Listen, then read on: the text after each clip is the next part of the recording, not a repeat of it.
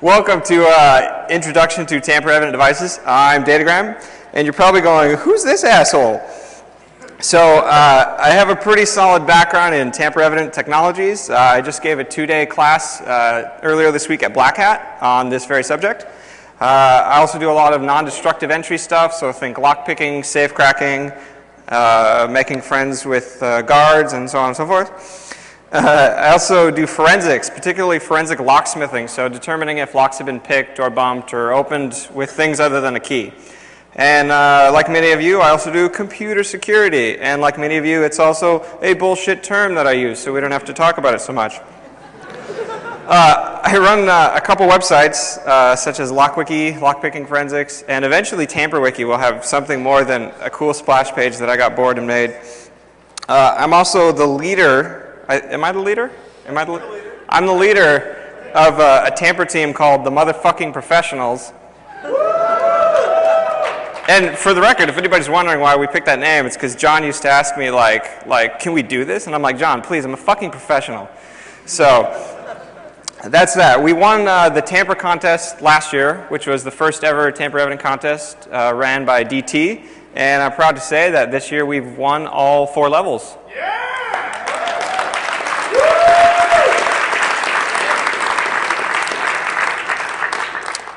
All right. So, what the hell are tamper-evident? There's a cord here, and I'm not. Jesus. I thought this was a professional conference. Okay, so what's the difference? We have terms. We all work in security. We all have retarded things that we wonder, why do people say that? Why is that on every box I buy for security products? So these 3 terms, tamper-resistant, tamper-proof, and tamper-evident, as a fourth kind of pseudo-term is anti-tampering. So what do those mean? So a product that's tamper-resistant is actively made to deter tampering. Now what tampering is may vary depending on the product, but generally it's anything other than normal use. So for our water bottle, if we take off, thanks, I didn't realize I needed this prop, but thanks.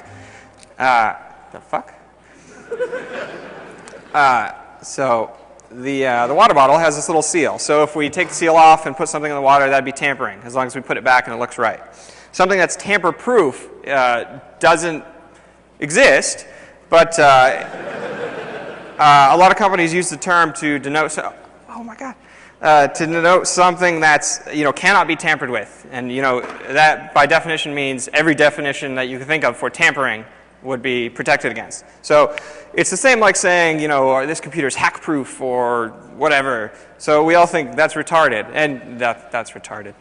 And then our last term is tamper-evident. So that's something that doesn't necessarily resist tampering, much like our water bottle, but it is determined to leave evidence of whatever methods of tampering that you did to the product. So tamper-evident itself, anything that leaves evidence. Usually, in a general sense, we say tampering is unauthorized access, alteration, or replacement. You can also use counterfeiting and so on and so forth. So why don't we just use locks, where we would use these tamper-evident products? Because locks actively prevent entry. That's their goal. Some locks are tamper-evident. They're meant to show that that the lock has been opened with something other than the key, but that's not always the case. So the main thing is it better to prevent an attack or detect an attack, right? So think about that. Think about a shipment of nuclear materials. Is it better to prevent someone messing with it, or better to detect when someone has messed with it? Because by attempting to prevent, we assume that we'll be able to detect all of these methods, by default, or that they would not happen. Tamper devices, by their very nature, that's the Jaeger kicking in, they enforce you to inspect them. Because again, they're not locks. They're not resistant to tampering or physical abuse. And locks are pretty expensive by comparison. These tamper seals are just little metal or plastic things that look a lot like locks. They're essentially one-way locks, but they cost a lot less. And think of also the cost of maintaining, key maintenance and key control and distributing keys and disposing of keys and all that kind of stuff. And then you also have to consider, environmental considerations. Will a lock function in this environment? Will it get jammed up? Will I have to replace the keys? Will I have to repin the lock? So on and so forth. So who uses tamper-evident devices? The answer is all of us. We just may not think of them as such. So food and drug packaging, again, our friend the water bottle. At Black Hat, I took the fire extinguisher from the room and I put it on stage and they got really mad about it. But those all have tamper seals on them. They inspect them or do whatever they do for the U.S. Fire Marshal.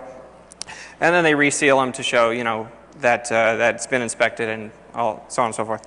A lot of drugs, pharmaceuticals, Tylenol, everything. That kind of stuff all have little tamper seals on them so that, when you buy the bottle, you open the box, you take off the shrink wrap, you open the bottle, all that kind of stuff. All are, little tamper indicating devices, so we can tell if our pills have been screwed with. Pretty much everything, warranty protection, all of our DVD players and electronics like that usually have a little tamper sticker to determine when we've opened the case. The Customs, Border Patrol use these a lot to secure cargo shipments and other kind of stuff. And then also think about confidentiality. So how do you determine, if I send a letter to you, how do you know I sent it or it wasn't modified en route? It's easy with like digital stuff, easier, but it's a lot harder with physical things, right? Because, we have to inspect them, and then how far are you willing to go to inspect them to ensure that that's the real deal? We also use them a lot for international stuff and government level, three-letter agency level kind of stuff. So for example, nuclear safeguards. When we transport or I actually don't know what we do with nuclear materials, but whatever we do with them, we seal them. All these little containers that have the plutonium or whatever. And we also use these heavily for treaty enforcement between countries. So agencies like the IAEA and the United Nations, they'll say, hey, country A, we're not going to make bombs, and country B agrees. So how do you enforce, this idea of two countries agreeing to something when, you can't just have representatives of each government, watching everything they do? So think in terms of like Pakistan and India and North Korea, China, all these nuclear arms treaties we have to say, okay, we're not going to make bombs. How do we enforce that? A lot of that comes back to tamper seals. We seal them and then determine if they've been tampered with, when the inspectors come, however routinely it is. So we're going to go over a little history, and then we're going to talk about two basic types of seals. So this will just give you a brief overview of all the kind of stuff that you use in modern day. So the original idea was that we used a lot of clay or mud, and we'd dry it over something. So think of a box. We're going to cover it in clay and then put this pattern. So for you to gain access to the box, you have to figure out how to remove that clay and then put it back when you're done. So that may or may not be difficult, especially when it's, 1800 or 800 BC. You don't know what the fuck you're doing. This is another example from, long ago. And so we would, let's say we have our box again. We tie rope around it, right? So this is called a bullet, and it's a little piece of clay that fits over the rope, and then you stamp it in and it squishes into the rope and dries. So again, like our box covered in clay, you'd have to remove that to access the rope to open the box. The Pope is awesome, and he has a ring, which he's kind of baller in that sense, right? He has a ring. So there's a guy, there's two guys. One guy, when the new Pope, when the old Pope exits, he has to melt his ring, right? When the new guy comes in, some other guy makes him a new ring, and then they use that for stamping papal insignia. And so you can see here's a real old version. But tradition still continues to this day. And usually they do wax nowadays.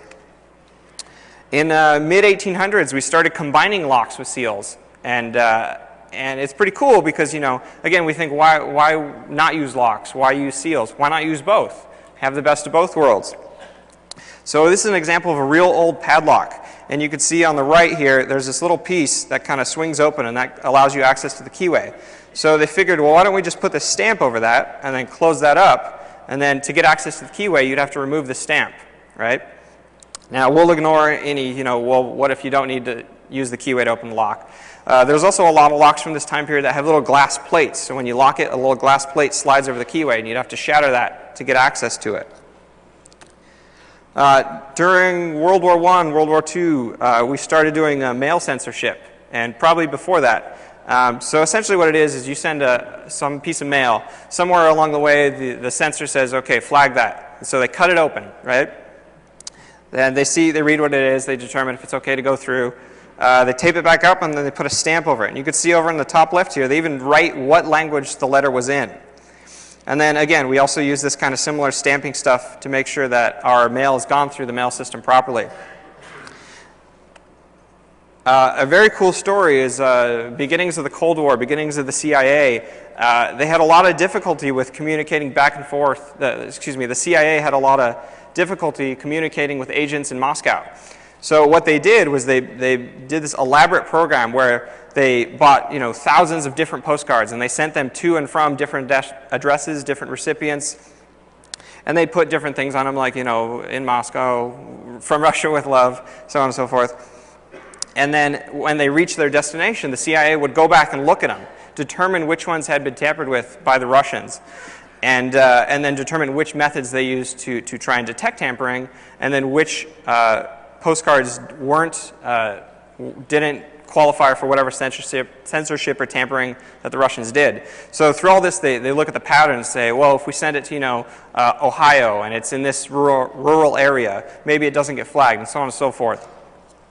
So it's a very, very cool project, and I think a lot of it's in Family Jewels, if you want to look that up to read more about it. I don't remember the name of the project, but it's also documented a lot in the book Spycraft. I just think it's a really cool thing that, 70 years ago we were thinking, well, how do we detect mail tampering, and how can we prevent it? How can we get around people doing it? Because obviously you can't tamper everything that goes through the mail system. It's just not logistically possible. So you got to pick and choose. In the 1980s in Chicago, there was a lot of scares where Tylenol pills were replaced with cyanide pills. And so you can see on the left is Tylenol, on the right is cyanide Tylenol. So people started dying from this. And there was this huge scare where Tylenol was rushed off the shelves. And Johnson & Johnson, owner of Tylenol, said, we can't detect tampering at the factory level, so it must be further down the chain. And to this day, it hasn't been determined how this happened. There were a lot of copycat kind of things, like a woman fed her husband a cyanide Tylenol and then went to her local store and put a dozen cyanide boxes mixed up in there so that other people would die, and they'd think it's just another freak occurrence, all the boxes have been tampered with kind of thing. Obviously, it didn't kill Tylenol, but similar incidents killed a number of other aspirin or pain medication type companies. So now we get to more modern day seals. After the whole fiasco in Chicago, we instituted the Federal Anti-Tampering Act. And so all pharmaceuticals now have to have these different layers of protection. So think of it just like computer security, where we have defense in depth.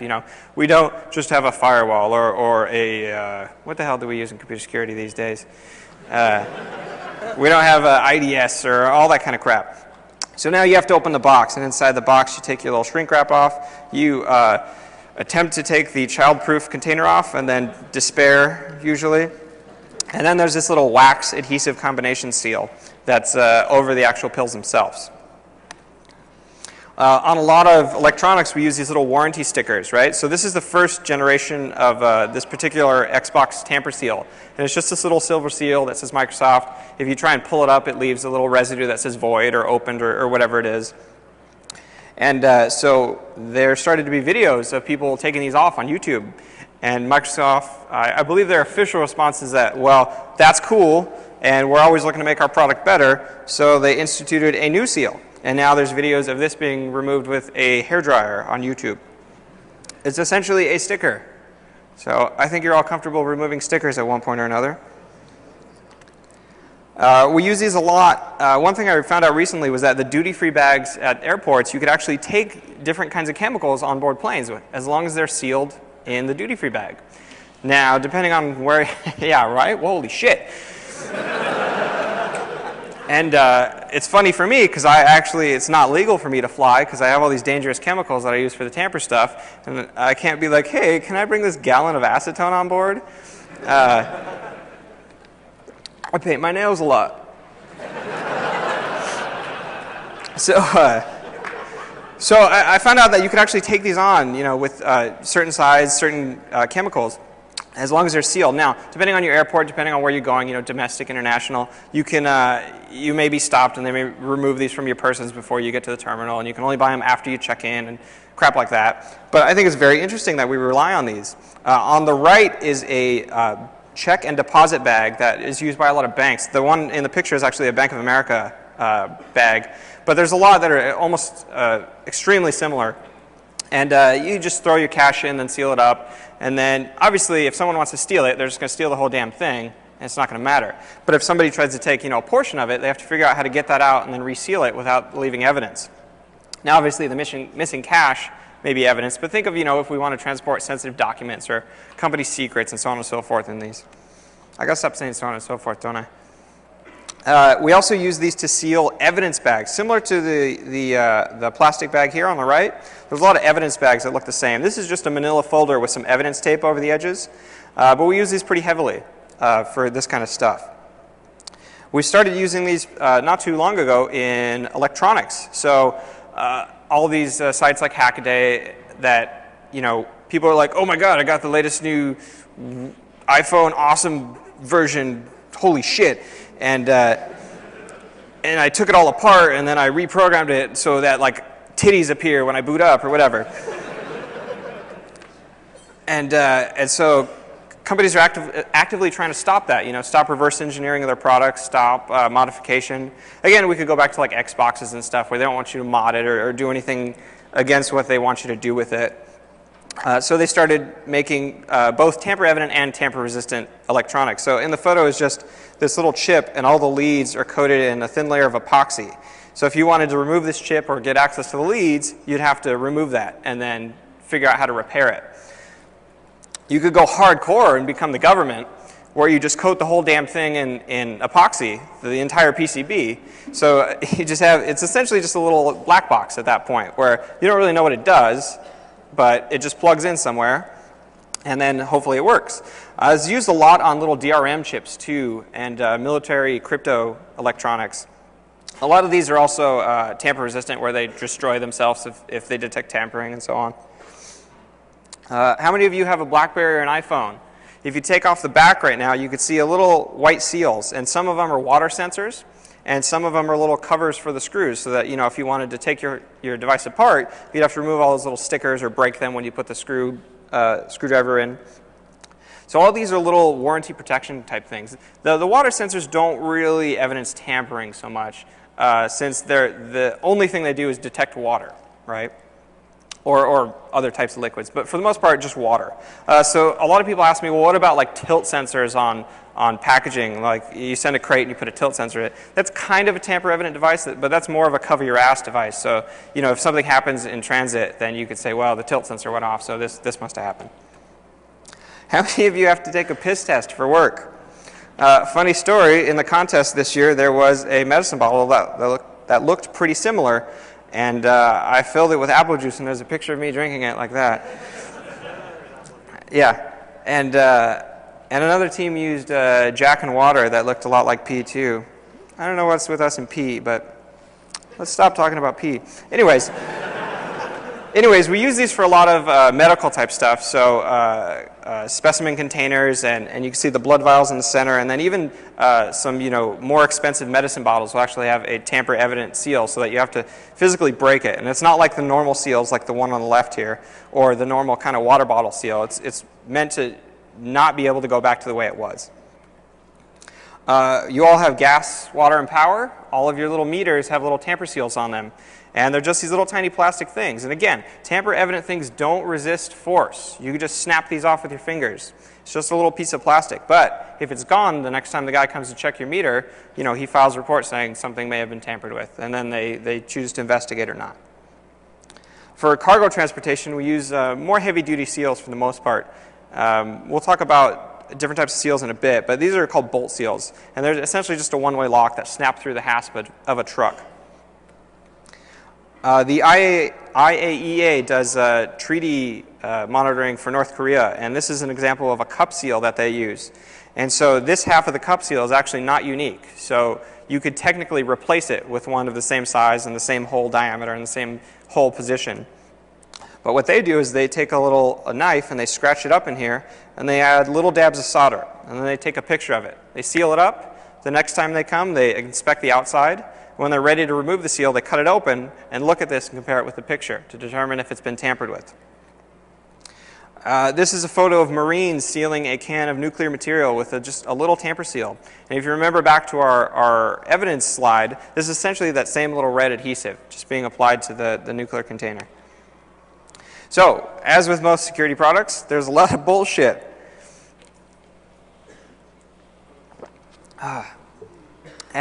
So one thing I found really funny is that everyone who sells zip ties markets them as tamper-proof. And I thought that was pretty funny.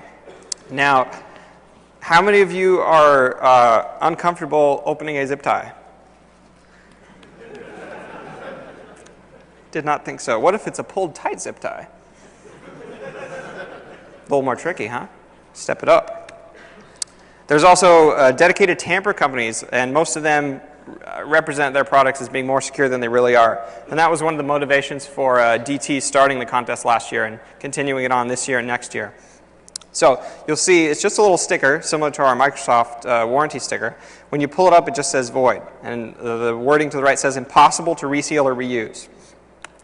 Another one is these little metal padlock security seals, which sounds very intimidating. But it's essentially just this little frangible, is that a word? We'll find out later. It's just this little shackle that fits through the body and it snaps into place. And it says positively tamper-proof. We'll get back to him later. So, what makes something tamper-evident, right? Is a water bottle tamper-evident? Is an envelope tamper-evident? You know, all these things. Yeah, but are they designed to be such? So something that's tamper-evident should be durable to everything. I'm going to try walking around. We'll see how it works.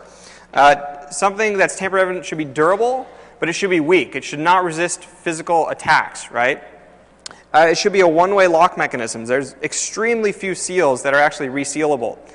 Because, you know, think if it's resealable, it's essentially a lock that you can lock and unlock at will, given the right tools and skill and all that sort of stuff. Tamper seals usually have unique identifiers to prevent you from just swapping one out and counterfeiting it. And they're sensitive to basically everything other than a tug test. And so what a tug test is where you seal your seal, and we'll talk about this particular seal in a second. You seal it up, and then you just pull it, right? So we know it's locked. So what if I pulled it and it snapped, right? If I'm just pulling lightly, then that may evidence tampering, right? And they're also should be very weak to things like temperature or different chemicals and so on and so forth. So how do we inspect tamper seals? And this is a talk all on its own, but we just look at them casually. I go, oh, and then you can look at them closely and see if there's any little scratches or missing pieces. You can also disassemble them if they are disassemblable. And then you can get to serious science where, you know, you're saying what trace evidence is on the seal. Are there fingerprints there? Are there hair and fiber? That kind of stuff. And then there's also seals that have traps or alarms. So think of an example of a trap would be, the fuck was that? An example of a trap would be like the little ink things when you go to the department store and all the clothes you want to buy have the ink things. So if you try and remove that, it sprays ink everywhere. And so that's considered a trap. An alarm's more like when you're in the same department store and you just try to walk out and the siren goes off. So what does defeating a seal mean? So this is kind of ambiguous. Defeating a seal doesn't mean just pulling it apart, because it's pretty easy just to pull most of these apart. So by defeating it, we mean that we open it and we reseal it, which sometimes is the harder part, and we leave little to no evidence of tampering, as little as possible. So there's vulnerabilities kind of everywhere. So we can think of there's problems with the design, something that the end user just can't fix. There's problems with procuring seals. So what if I start a malicious tamper seal company that sells flawed seals, right? And you buy seals from me. What about storage of your seals? If somebody has access to your seals before you install them, can they be tampered with and then made vulnerable to different attacks? What about installation? You can definitely install a lot of these wrong to reduce the security they offer. And then, of course, the biggest thing is the human element. You know, to identify tampering, you need to have somebody actually look at it. There's no good automated way to do it. Now you can say, of course, we have electronic tamper seals that will alarm and do that kind of stuff. But that kind of stuff tends to make us lazy. And so we just need to say, you know, when the guy pushes the button to see if it's been tampered with, it tells him no. And there's a lot of ways we can fake that. And then think about also how you remove or dispose of the old seals when you pull them off the container when they get to their destination. If you just kind of throw them in the dumpster out back, can somebody go through them and get parts or get materials from that would allow them to better tamper the seals that you're using still?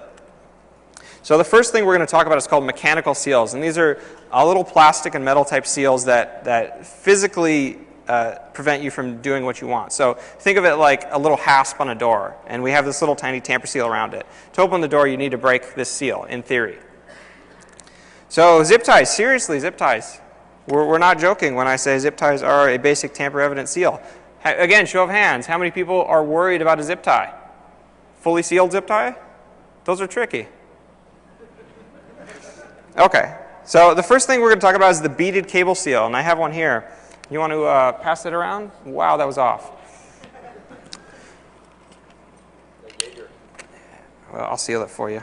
And, you know, just pull on it lightly, see how it feels. Don't tighten it too much, but play with them, see how they feel. And essentially, it's just this little cable that fits through the body, and once you push it through enough, it locks into place. So it's basically a fancy zip tie. How confident are you that you could beat this now? One guy? Jeez. I thought you guys were pros. You had like the whole fully locked zip tie thing down. So I tried to do this earlier when I was drunk and I ripped the shim, but you can essentially just put a little Coke can through there and get it around the cable, and you push in. And then once you get it through, you're essentially doing the same thing with a zip tie where you're separating the teeth from the cable. Then you can just pull it back out. And there's a lot of these seals, and they look different now and then, but they're essentially the same thing, right? They're just these little plastic or metal pieces, and you snap them together, and they're glorified zip ties. Some are two-sided, some are four-sided, some have 2 rows with a divider in the middle, so you got to shim both of them. And again, shimming is not the only defeat. Think of, you know, a lot of these don't have serial numbers. Can we just swap in another one of the same color, of the same model? Lots of different defeats. So again, go back to, you know, our list of different places we can attack them, and just think of all the different things we could do to these basic little seals. Next type of seal we're going to talk about is called the plunger seal. Now, one thing I should mention is that all the companies that sell these have really tarted names for them, so they all call them truck seal. So it makes it really hard to talk to somebody and say, hey, you know that truck seal? And they're like, oh, which of the 5,000 are we talking about? So I call them just kind of how they interlock, because it's easier for me. And hopefully I'll just give enough talks that everybody else starts using the terminology. But it's essentially just this little piece that snaps in. So it's similar to our little cable seal, but it covers the piece that we would want to manipulate. And you can see that the little flanges here kind of prevent you from sticking something in and pushing those little legs back. But on most of these, they're capped. So the way that they seal this is that they form the body, they put the little white piece in, the detainer, and then they cap it, right? And then whenever you're ready, you just snap it into place. So I don't know why that slide's there, but okay. So you can actually take caps from other ones, and you could just pull the caps from existing ones just using a little screw. You just screw it in there and pull it out. Sometimes you could use heat or boiling water to make it easier, but you could just pop that out and then put a new one in there, and no one's the wiser. And once you have the cap out, you have, you know, full access to the internals, so it becomes a zip tie again. And so you can see here in the photo, for our team, we have a big box of different little caps ready to go, so it saves us time when we want to do defeats. We just pop the existing one out and then pick the right color. And, you know, if we damage the white part in any way, it's hard to see, but it's right here. If we damage that, we just pop a new one in, because they're all the same too. And none of these little pieces are serialized or unique. So there's other little plunger seals that are pretty common as well. Again, these are used a lot by the utility companies, and they're essentially just the same thing. They're just a different little format. And you can see the one on the left doesn't even have a serial number. So if we find the same type of seal with a serial number, can we print a new one on it because we have blank ones? Sure, why not? The padlock seals are called so because they resemble padlocks, and they're kind of nifty. The one on the left just uses little spring-loaded detainers that shoot out when you push the shackle in. So you can think, can I shim that? Can I just put a little piece of wire and get around that? You can actually just remove the shackle. You can cut it and take the pieces out and then put a new one in if you have it. And you know, all these other kinds of defeats we talk about. The one on the right is funny because it sucks. So this is our tamper-proof seal, right? And so it's just this little piece that clips in, similar to our plunger seal. So we have it here, and you try and pull it, doesn't work. So you can, of course, just go in there with a lockpick and push those little legs back and pull it out. But what I thought was a really funny attack is you could take another shackle, which is funny, because you see they have these little tabs. So it's supposed to be where you can put a serial number so you can't just replace the shackle. So we'll assume that they're serialized. But you just take another one, and you kind of fit it down in. See, somebody knows where I'm going with this. Oh, wait for it. And you take them out.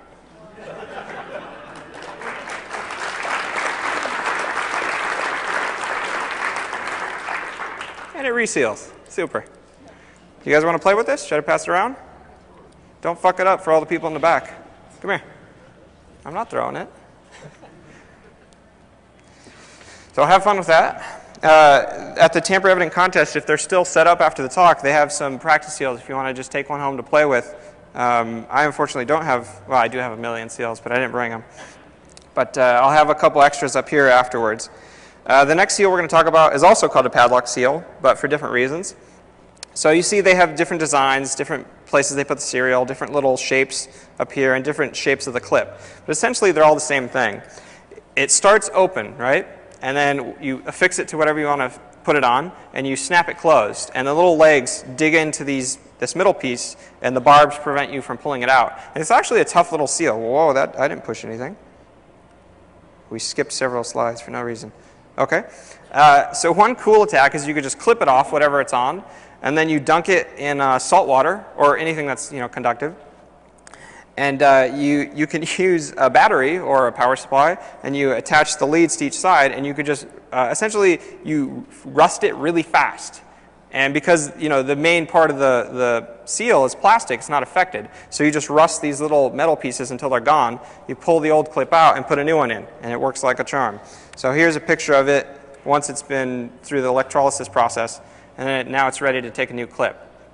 Now it's a little difficult to do. Sometimes you have to scrape out whatever little bits of the old clip might be in there. But it's a really cool attack, and it only takes about half an hour. And again, this doesn't need to be on the thing that you're attacking. You just clip it off and then put it in your solution and go. The other seal we're going to talk about is called metal cable seals. And this is the first of 3 seals, this type of seal, not necessarily the models that we're going to demo. This is the first of 3 that's approved by Customs and Border Patrol for their sealing needs, for all their tamper stuff. So they use the heavier duty cable seals, but essentially the same idea. And there was one that they used in this year's tamper contest, and I think all the teams defeated it, or at least the majority of them. So essentially what it is you put the cable through one side. I have another one here. So you put the cable through one side, and then it should lock into place, just like our little beaded cable seal. And there's a little spring in there that pushes a little gear. So when you try and pull back, the teeth of the gear and the braiding of the cable make it so you can't pull out. So what we could do is just shim it, right? So I have one prepared. You can see it passes tug test. You want to, come here. So just tug on that cable a little bit to make sure it's locked. Give them a thumbs up if it's locked. All right. People think I'm bullshitting them sometimes, so we got audience participation and all that. So I have my shim kind of just inserted, but you see it's still locked. So what we're going to do is we're going to do the same we did for the other one, where we just kind of put it through. Oh, but I scrunched it. Oh, I broke it. Oh, I'm tarded. Okay, it's done. I'm tarded.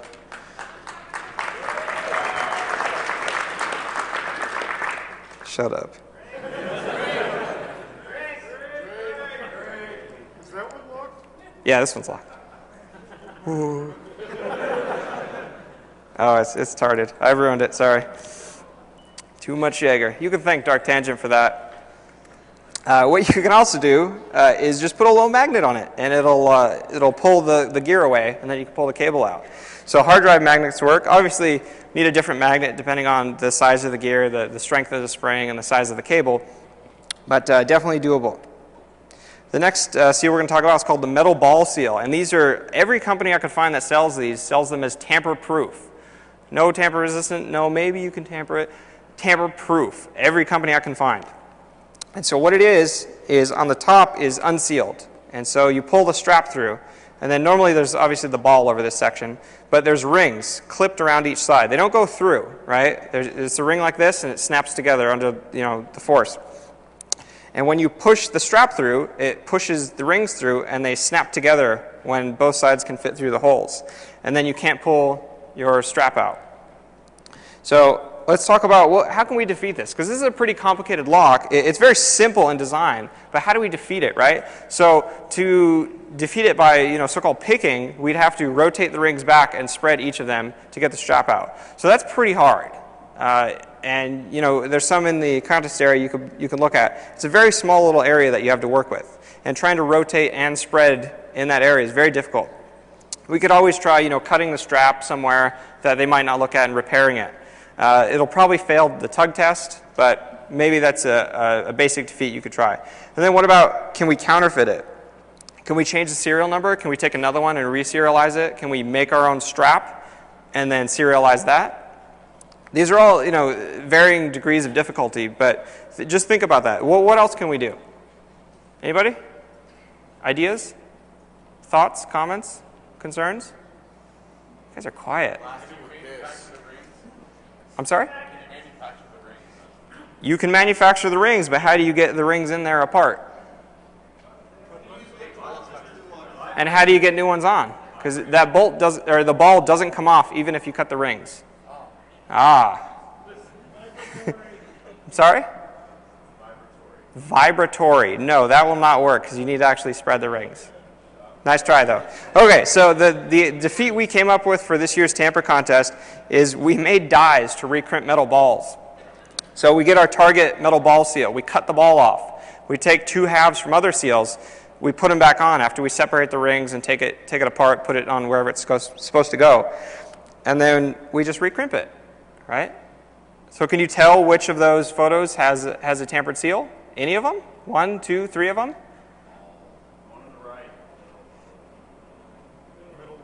Well, I didn't tell the people at Black Hat, so I guess I can't tell you, but there's at least one of them that's been tampered with. It's difficult, and it's kind of a contrived thing, obviously, because you only see one view of the seals, but it's very difficult to tell. So think of this from arm's length. Very difficult to spot. The next seal we're going to talk about is a bolt seal, and we talked about this a little bit earlier. There's lots of different varieties, and do they serialize both the bolt and the body? Is the bolt all metal or is it covered in plastic? And then they have various little anti-spin techniques. So here's what most of the insides look of them, and there's two varieties. One uses a little clip, and one uses a ring. So this is an example of the clip one. It's just you put your bolt through, and then the clip snaps around the head of the bolt, and then you can't pull it out. You can also see on the left it has these flats to prevent you from twisting the bolt while it's in. You could twist it if you turn hard enough, but you'll chew up the plastic. And again, that'll leave evidence of tampering. So let's talk about some basic defeats for these. We could just cut part of it off and then try and reseal it and see how it works. Potentially difficult. It's easier on the all metal or all metal bolts, but varying degrees of success. We could also drill and repair or replace the bolt. So think, is that hard? It's pretty hard depending on the bolt. The ones that actually don't spin, probably a little easier because you don't have to worry about the bolt moving around. But you just put a drill at an angle, which is a difficult thing in the first place, and you just go down there and hit the little ring or the clip. Well, I'll tell you about something we did this year. We had a tamper O-Day. What we did was we made a custom little drill piece, and it just fit around the body of the bolt. And we put it on our drill, and it'd spin it, okay? So we'd spin it, and while spinning it, we'd pull both sides. And doing so causes friction between the little clip and the bolt. And it slowly chews away the bolt and the clip until it can pop open. And on tamperevidentwiki.com, after the conference, you guys can see all of our documentation. There's some videos of us doing this on YouTube. I think you just search DEFCON 19 tampering. Yeah, DEFCON 19 tampering, and you can see the video. And it works really quick, and it's pretty easy. And depending on the design of the bolt, it will leave no marks or little marks. And it's kind of a beta thing. We need to work on the design of the tool. But for now, it works really well, even though it leaves some marks on the body from just having to grab it. But we're working on it. So the next thing we're going to talk about are called crimps and wraps. So the first type are crimps that are similar to our mechanical seals, but essentially they're little pieces of lead or aluminum that we squish. And usually we squish them around a wire or something. So it's just a little frangible wire, and then you squish this piece over it, and then you can't separate the wire. So in this example, this little flag just gets rolled up over a wire. And it's very tight, and it's hard to pull the wire out. Most of these, like basic types of crimps aren't serialized, so they're very easy to counterfeit if you have the same, in this picture it has a USLC type thing. They're very easy to defeat if you have the same type of crimp or if you can replicate that type of effect. And there was a bunch of little crimps in this year's contest that everybody defeated. So here's an example of a squeeze crimp. So instead of the roll that just rolls that little flag up, you physically squeeze a little piece of lead or aluminum, and then you leave an imprint if your die has a little imprint. And these are kind of cool because if you actually take the time to inspect them very thoroughly, then you could get a pretty good degree of anti-tampering out of them. Because think, every time you crimp one of these little pieces, it's going to deform in its own unique way. So if you take a really high-resolution photograph of it and then you inspect it in that same manner, then you could potentially detect alterations to it or replacement. There's a lot of lead seals in the contest this year. They were all defeated. I think we all basically use the same thing where we clip the cable and then we put it back in and crimped over it so that it's stuck again. But there's lots of different things you could do. And again, so think about how far are you willing to go to detect tampering? Because it's obviously expensive the more you do and the farther you go. But are you willing to go that far? Think back to our example of Russia and the US with the postcards. How much mail are you willing to censor or pass through this tampering to detect spies and all that kind of stuff? This is a photo of the seal crimping tool. It's just a basic little hand tool. There's these self-crimping seals that are pretty cool, and essentially they're the same thing. You thread a wire through the back, but you could just snap them together with your fingers. They suck pretty hard, actually, the ones that I found at least. You can see on the right, that one's actually a fully locked thing, and you could just essentially put a little lockpick in there and push out the parts that need to be pushed out and reopen it. So this is something that's more familiar to you guys. And these are just little plastic wraps that fit around a lot of pharmaceuticals or food packages and that kind of stuff. And they kind of have mixed effectiveness. A lot of people put these on their products just to say, I have a tamper seal on my product, with no eye to how good it is or how valuable it is to quality assurance and that kind of stuff. But the real question with this kind of stuff on food and pharmaceuticals is what's your real goal, right? So is your goal to prevent replacement of the pills, replacement of the bottle? Is your goal to prevent people opening it and doing whatever they're going to do with full access? What if we just take a needle and inject some kind of doping agent onto the pills? Would that be detected? Because obviously, for the most part, you can bypass this little seal.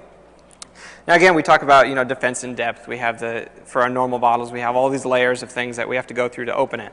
But think of these things. Is that the right thing to do? A lot of these that are used aren't very good. And usually it's the design of the bottle, like this kind of seal is similar.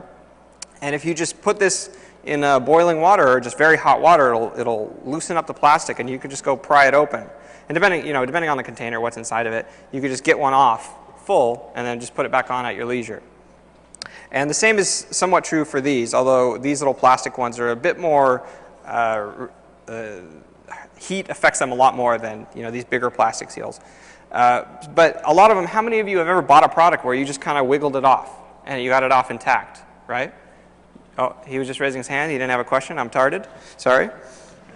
How many of you, think of the ones you couldn't take off? How far do you have to cut up this little seam to get it off? Probably not all the way, right? Usually very little, if any at all. So think, how can we cut and repair that? And think a lot of these are pretty easy to counterfeit because nobody really serializes them.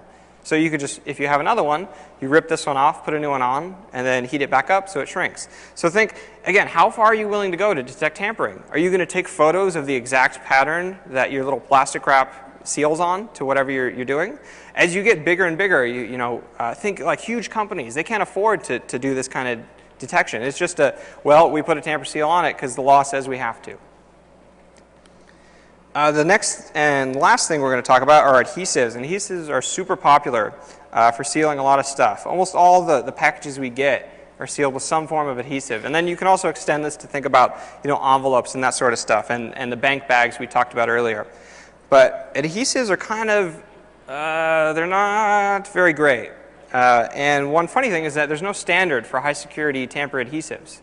There's one for mechanical seals, but I thought the funny thing is that they don't actually test for tampering for this standard until 2012. So there's all these seals that say, we're compliant, but it doesn't mean anything just yet because they haven't enforced this tamper-evident testing. So adhesives are kind of bad because they're misunderstood. A lot of companies think you could just slap on a sticker, on the back of your Xbox, and then you're great, all the morons in the world are just going to rip it off, and they go, oh, damn, I guess I can't sand it back now. But, think of a more sophisticated attack, Can we shim it? Can we just put like a piece of Coke can or wax paper and just get it up? Can we, will heat help us get that off? Water, steam, solvents, temperature, again, both hot and cold. And then also there's always counterfeiting. There was a funny situation earlier where they were judging the tamper contest, and they said, when you apply this tape, because the goal of the contest is to lift the tapes and put them back down, they said, did you get dust on here? And I go, no, when you use this roll, that's just how it looks. And they didn't like that at all. But we actually have dreams of one day giving back 2 boxes for our tamper contest because we can counterfeit so much of it that we could just duplicate it. But I'm told that's bad form, so we haven't done that yet. So the thing about this is that you could put whatever you want on a piece of tape, but that doesn't make it any better than a piece of tape. So this is an example called tamper-evident tape, and it's tape. And it's not very good at being tamper-evident. Now, the main feature of this is that if you cut it, think again to our targeted example, if you just take your knife and you slice it open, it's going to be very difficult to realign all these little lines so that they look right. But again, why do that when you could just put acetone or isopropyl or any of these things that you could buy in your local drug or hardware store or pharmacy to lift the tape? So, the real questions are, when you look at an adhesive, is it serialized? What's it applied to? Is it on wood? Is it on plastic? Is it on metal? Is it on paper? Because all these things depend how well it's going to adhere. And then you got to think, what type of material is the adhesive? The backing, tapes are a combination of a backing, so like your little plastic layer, and the adhesive under it. So you combine that with whatever you're sticking it to is going to determine how well it sticks and how long you need to leave it before it sticks. Because think about a big company. You're a shipping company.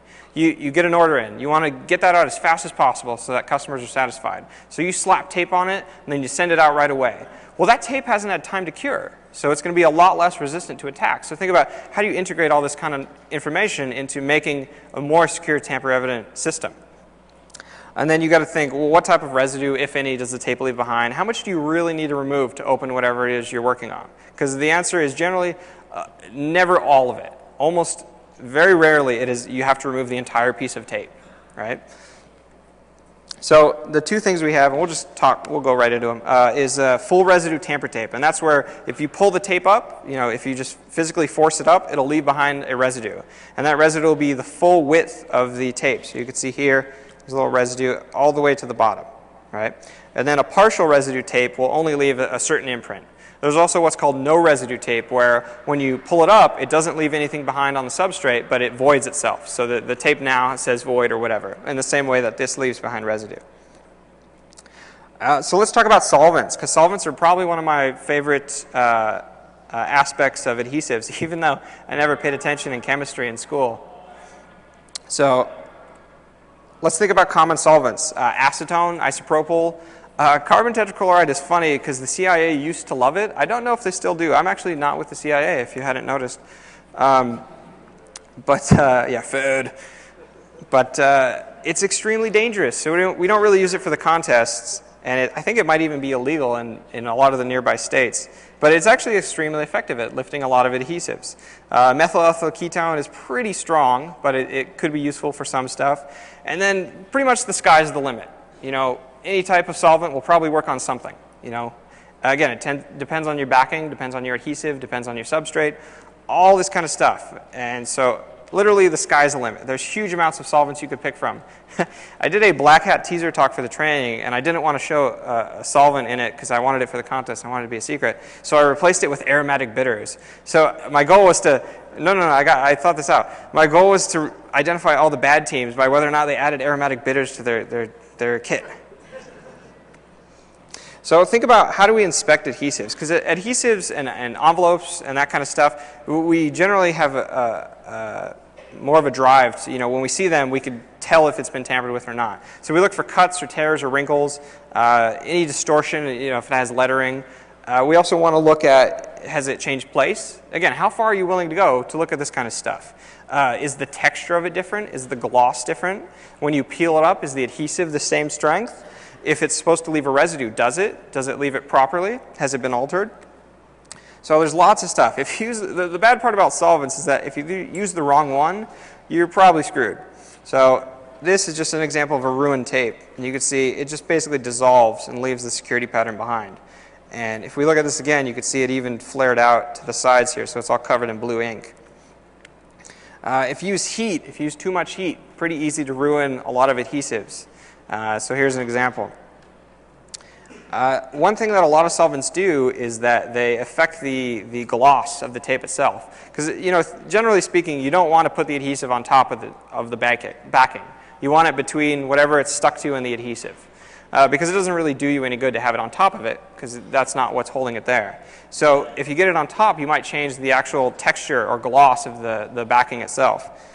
You could also look even, you know, as far as you want to get into this, to look at, you know, is it actually stuck? And when you peel it, does it feel the same? Does it look the same? So again, here's another example of heat with all the letters are all distorted and smeared. Big bubble marks. Let's say you use solvent, and the solvent lifts the tape, but it damages the adhesive, so the adhesive doesn't work right. So you got to add new adhesive, right, if you want it to look right. Pretty difficult to do, and you can see here's a photo of glue being stuck kind of around the edges from it being resealed. Here's an example of aerosol adhesive. So when you use aerosol, it's a combination of whatever the sticky stuff is and the propellant that actually makes it spray out. And here's a photo of all those little particles on the tape itself. And so that's obviously not normal, because that's not how normal adhesives come. So the things I want you to take away from this talk are that there's lots more seals. There's hundreds of types of seals out there and little design variants that make certain attacks better or worse. There's always room to improve your methods of defeat. Everyone's leaving, geez. And so how do we improve our defeats? How do we improve, more importantly, our installation, our storage, our inspection methods? Because at the end of the day, you don't need to beat the tamper seal. You need to beat the people looking at them. And that's generally a much easier thing to do. And how do you integrate all this into, you know, whatever your business is? So don't think that you could just slap a sticker on and then it's going to work. The hard part about it is that unless you're crazy like me, it's hard to evaluate seals, you know, seal A versus seal B and determine which one's better. And there's no real information on the internet about how to do this. So that's one of the goals of the contest that DT is running is starting this year, all the documentation will be a public wiki every year for the contest. So we do all our defeats, we type it up, and then once DEFCON's over, that all gets published to the internet. So you can look up, you know, this seal, was this used in the contest? How did people defeat it? And what are ways that we can make it better, that we could use it better in our business? So I want to thank you all for coming. Are there any questions?